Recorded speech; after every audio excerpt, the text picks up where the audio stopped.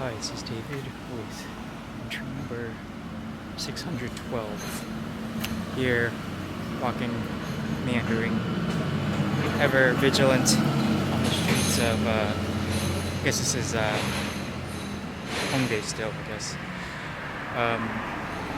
Don't know if I've recorded before here, but it's a very nice, quaint, shaded area. So I spend not an insignificant amount of time around here.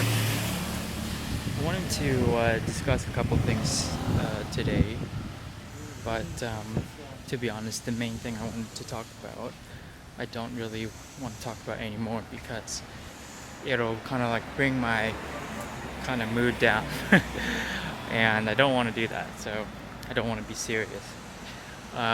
Yesterday I wouldn't say it was particularly hard day for me, but it wasn't exactly a fun day because a buddy of mine that I hold in high esteem, high regard, high praise, flaked on me for like the third time.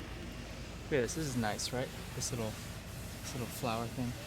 He flaked on me for like the third time, and I was in the morning. I was pretty pissed, but like after a certain amount of time walking around and kind of getting out, I kind of got less and less upset and frustrated, and to be honest, after a few hours, I wasn't really mad anymore or upset. And I was thinking about it this morning and just how much kind of people can affect you, even as I discussed before, even if you don't really feel like you have a lot of attachments, or maybe it's sidebars, maybe it's exacerbated by the fact that I don't have a lot of attachments. But for whatever reason or whatever, I suppose that, there was this few hours where I just was kind of like really pissed and frustrated and annoyed. And, I think I was in my right to feel that way. So, I took the time and kind of, I wouldn't say reveled, but I took my time and learned my lesson within that moment, and kind of realized that it's not always, people are inherently, I'm saying this in a nice way, but people will, sorry about the noise, a lot of buses, people will inherently fail you in some way or another. That's just a fact. It's a fact of life. Someone you love, someone you care about, someone you think is your friend, someone that is your friend, someone that is your mother, father, sister, brother, grandpa, whatever, they'll fail you. They will. It's just a matter of time. And it's kind of, a lot of life is kind of finding out how to balance loved ones' failures and move past them, and kind of see that the fact that everyone will fail you means that it's inevitable. An inevitable thing shouldn't be harped upon, shouldn't be like magnified into these kind of life tilting events, because the scope of kind of this frailty of humans, because of the scope hits everyone.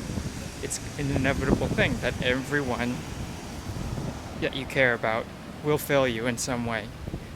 And sure, this is maybe pessimistic, maybe not sure, or maybe not maybe. It is kind of pessimistic, but I think it's true. This is a truly true statement. And the more we kind of fight accepting this idea, the more kind of struggle we have when it happens.